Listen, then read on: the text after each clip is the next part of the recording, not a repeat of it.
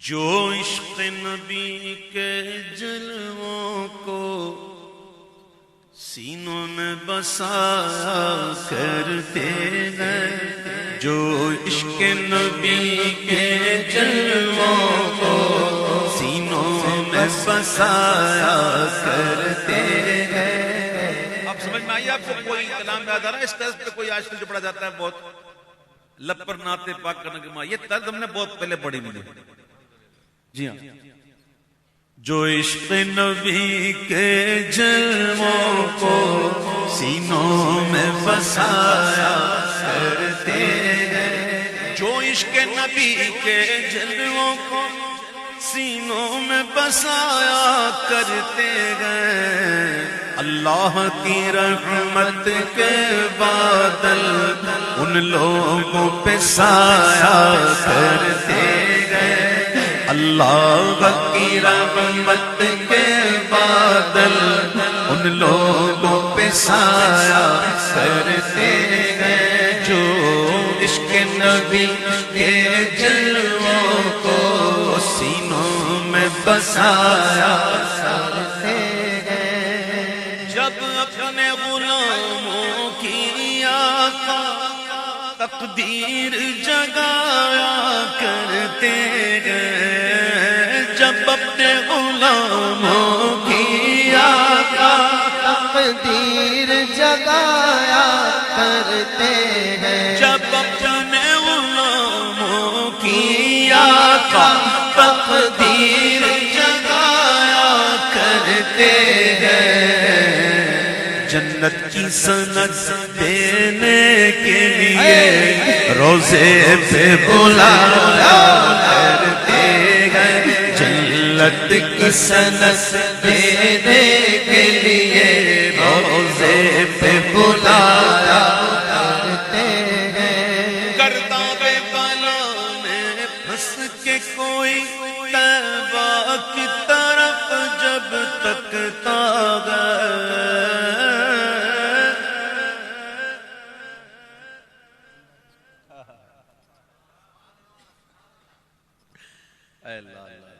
کیا کمال کا ایک بلال بھائی جو ہے نا ہمارے ماشاءاللہ، یہ مجھے کہہ رہے ہیں کہ وہ جملہ ذرا دوبارہ کہہ دیں۔ یقین کریں کبھی کبھی کسی سے سنتے ہیں نا وہ عجیب سی بات سن جاتے ہیں۔ ایک دفعہ جہاز میں سفر کر رہے تھے اور موسم خراب تھا اور جہاز نے جو ہے نا وہ اوپر نیچے ہونا شروع کر دیا بہت زیادہ، یعنی ایکسٹرا آرڈنری، تو سارے لوگوں کی چیخیں نکل گئی اور لوگوں نے کلمہ پڑھنا شروع کر دیا۔ میری سیل آئل سیٹ تھی اور ایک چاچا بیٹھے تھے آئل سیٹ پہ، بیچ میں راستہ تھا اور ہم لوگ دوسری پڑھ رہے تھے اور ایک دوسرے دیکھ کے مسکرا رہے تھے کہ لوگوں کی حالت دیکھ کے دیکھو یار کہ ایسا وقت آ گیا کہ لوگوں کو کلمہ یاد آ گیا۔ تو خیر وہ مسکرانے والی بات تو نہیں تھی، تو چاچا نے مجھے دیکھا، میں نے چاچا کو دیکھا، تو چاچا نے کہا کہ مرنا ہے تو کلمہ پڑھ، زندہ رہنا ہے تو درود پڑھ،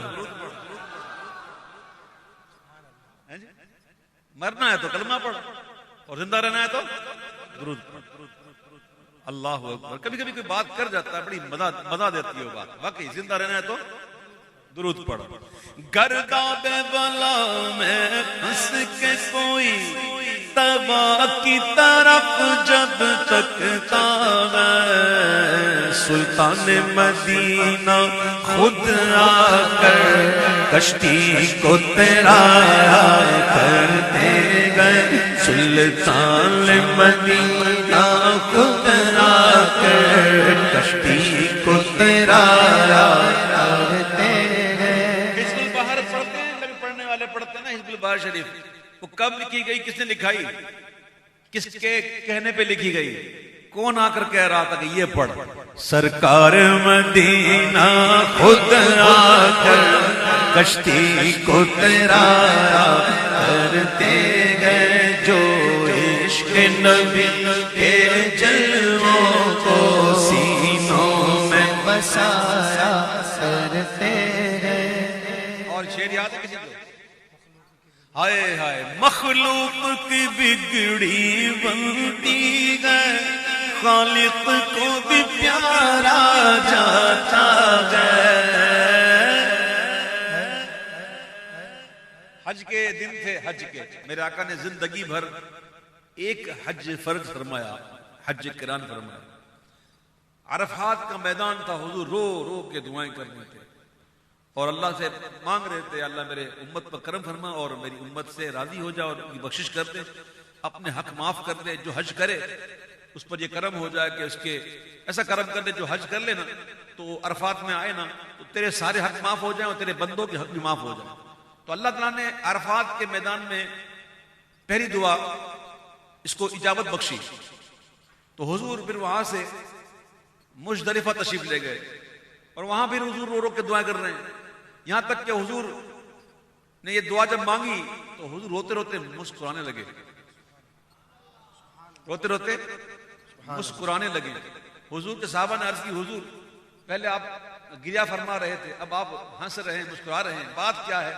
تو آپ نے فرمایا کہ میں نے عرفات میں حقوق اللہ کی معافی کا سوال کیا تھا، وہاں میری بات قبول ہوئی، اور یہاں میں حقوق العباد کی بات کر رہا تھا اور اللہ نے یہاں یہ بھی قبول کر لیا۔ تو پھر میں نے دیکھا شیطان جو ہے وہ اپنے سر پہ خاک ڈال رہا تھا اور اس کی حالت دیکھ کر مجھے ہنسی آ گئی۔ میرے آقا کے ہاتھ اٹھتے ہیں، مخلوق کی بگڑی بنتی ہے، خالق کو بھی پیارا جاتا ہے، جب بہرے دعا محبوب خدا ہاتھوں کو اٹھایا۔ جمعہ کا دن تھا، ایک اعرابی دوڑتا ہوا آیا، حضور منبر پہ جلوہ افروز تھے، ایک اعرابی دوڑتا ہوا آیا، حضور کرم فرمائیں، حضور کرم فرمائیں۔ وہ کیا ہوا؟ مویشی ہلاک ہو رہے ہیں، حضور پانی نہیں ہے، بارش نہیں ہو رہی۔ میرے آقا نے یہ نہیں کہا صحابی تم کر کیا رہے ہو، میرے پاس آ رہے ہو، شرک کر رہے ہو، میں تو کہا بارش، جاؤ کوئی نماز استسقا پڑھ لو، جا کے کوئی کنواں کھودو، کوشش تو کرو، میرے پاس کیوں آئے ہو؟ حضور نے اپنے مبارک گورے گورے ہاتھ اٹھائے، گورے گورے ہاتھ جن کو سوئے آسماں پھیلا کے جل تھل بھر دی، صدقہ ان ہاتھوں کا پیارے ہم کو بھی درکار۔ جب حضور نے دعا کے لیے ہاتھ اٹھائے تو بادل آ گئے، اور بادل آ کر اتنے برسے کہ برس ہی رہے، رکتے ہی نہیں۔ دوسرا جمعہ آ گیا، وہی اعرابی دوڑتا ہوا آیا، حضور کرم کرم کرم۔ کیا ہوا حضور؟ بہت ہو گئی، اتنی ہو گئی کہ اب کہیں ایسا نہ ہو کہ پانی کی وجہ سے مویشی ہلاک ہو جائے تو فصلیں تباہ ہو جائے، حضور کرم فرمائیں۔ بولے کیا چاہتے ہو؟ بولے حضور یہ چاہتا ہے کہ بس مدینے کے اندر نہ ہو، اطراف میں ہوتی رہے۔ صحابی کا عقیدہ تو دیکھو نا یار، کیا کیا مانگتے ہیں حضور سے۔ حضور ایسا کر فرمائے کہ مدینے کے اندر نہ ہو، اطراف میں ہوتی رہے۔ تو حضور نے پھر دعا کی اور انگلی اٹھائی، اللہم حوالینا ولا علینا، کہ اللہ ہمارے ارد گرد ہو، ہم پر نہ ہو۔ تو پھر ہوا بھی یہی کہ مدینے کے اطراف میں بارش ہو رہی ہے، مدینے کے اندر نہیں ہوئی۔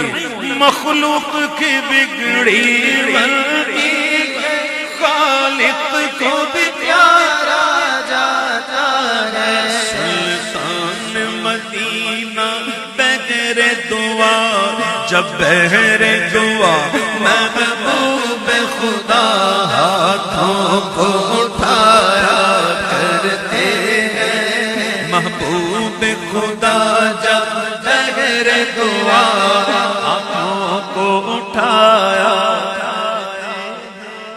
اے دولت عرفاں کے منگتوں، اس در پہ چلو جس در پہ صدا، اے دولت عرفاں کے منگتوں۔ کیا بات کہی ہے، اے دولت عرفاں کے منگتوں۔